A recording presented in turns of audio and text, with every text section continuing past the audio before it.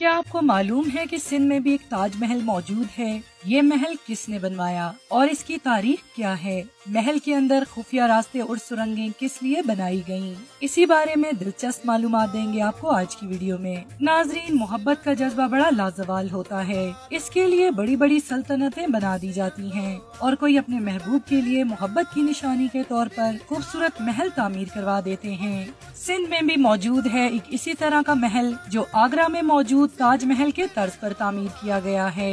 ये महल टंडो बागो से 13 किलोमीटर शुमाल की जानिब जिला बदीन में वाक़े है। ये महल मीर खुदा बख्श तालपुर ने अपनी बीवी साहिबान बेगम के लिए तैयार कराया था। ये उनकी अपनी बीवी के साथ लाजवाल मोहब्बत का एक सबूत है।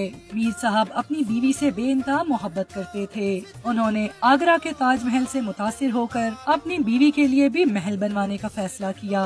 ये महल 6 से 7 साल के अरसे में बना और ये 1947 से आज तक मौजूद है। इस महल बनाने वाले को अपनी बीवी से इतनी मोहब्बत थी कि उसने अपनी बीवी को महफूज रखने के लिए हर किस्म की हिफाजत का बंदोबस्त किया।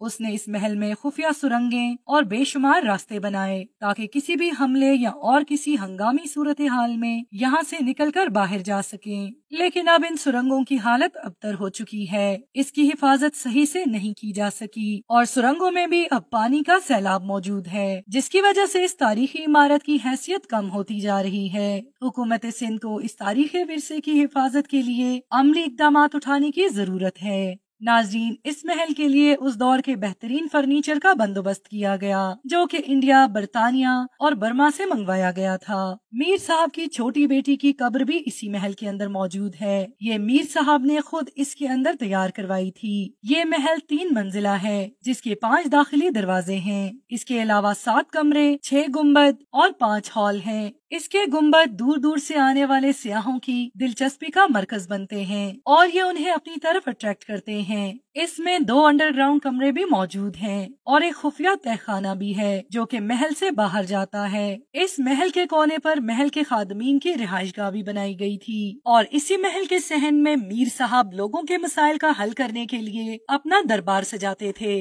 आपको ये जानकर हैरानगी होगी कि मीर साहब ने उस दौर में भी इस महल में आलीशान किस्म का स्विमिंग पूल बनवाया था। इस स्विमिंग पूल की एक खासियत ये भी है कि इसे 3 तरफ से रास्ते लगते हैं। एक खुफिया तहखाने वाला रास्ता, दूसरा महल का सहन और तीसरा रास्ता पहली मंजिल से जाता है।